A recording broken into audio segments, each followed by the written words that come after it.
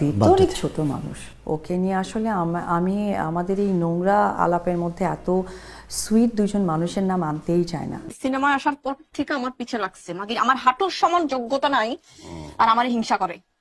বান্দির বাচ্চার চেহারা দেখলে বমি আসে আমার। শেহজাদ খান বীরের ডাইনিমা হতে চায় ডালিউড কুইন অপু বিশ্বাস।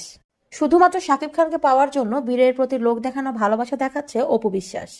ইতিমধ্যে এরকম একটা অভিযোগে অভিযুক্ত করা হয়েছে অপু বিশ্বাসকে। ফোন কলে বুবলির অকথ্য ভাষায় গালিগালাজের পরে এরকমই একটা কথা উঠে এসেছে সোশ্যাল মিডিয়ায়। বিস্তারিত জানতে সম্পূর্ণ ভিডিওটি দেখুন। অপু বিশ্বাস শেহজাদ খান বীরকে নিজ সন্তানের অধিকার দিয়েছে, এটা ভালো চোখে দেখছেন না বুবলি।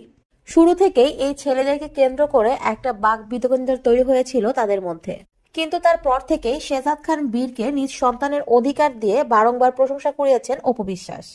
তবে তা তার প্রতিপক্ষের কাছে গ্রহণযোগ্য নয়। বিশেষ করে বুবলির এই ফোন কলে গালিগালাজের পরই অপু বিশ্বাসের এই শেহজাদকে নিজ সন্তানের অধিকার দেওয়ার বিষয়টি উঠে এসেছে সোশ্যাল মিডিয়ায়।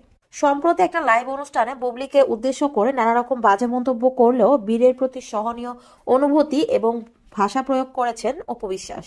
এমনকি শেহজাদ খান বীরকে অপু বিশ্বাস নিজের ছেলে আবরাম খান জয়ের সঙ্গে তুলনা করেন। উপরওয়ালা যেন ওদের দুইজনকে ভালো রাখে, সুস্থ রাখে।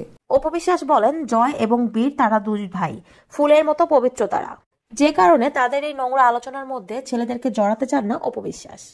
তবে অপুর এই মন্তব্যগুলিই ছিল বুবলির খারাপ লাগার কারণ। এই লাইভ অনুষ্ঠানের পরেই গতকাল বুবলির অপুকে গালিগালাজ করার কল রেকর্ডটি ফাঁস হয়, যেখানে অপু বিশ্বাসকে খুব নোংরা ভাষায় গালি দিয়েছেন বুবলি। তবে বীরকে নিজ সন্তানের অধিকার দিয়ে খানিকটা বিপাকেই পড়েছেন অপু বিশ্বাস। প্রতিপক্ষদের একটা মন্তব্য রয়েছে, সাকিবের মন গলাতেই এরকম কথা বলেছেন অপু বিশ্বাস।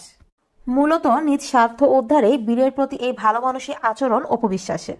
নয়তো যে ব্যক্তি ছোট্ট শেহজাদের ছবি দেখে বানরের সাথে তুলনা করতে পারে, সে আর যাই হোক নিজের মায়ের মতো হতে পারে না। এটা সাকিবের হৃদয়ে জায়গা করে নেয়ার একটা পরিকল্পনা এঁটেছেন অপু বিশ্বাস। তবে এ বিষয়ে আপনার কোনো মন্তব্য থাকলে তা কিন্তু অবশ্যই কমেন্ট বক্সে জানিয়ে যাবেন।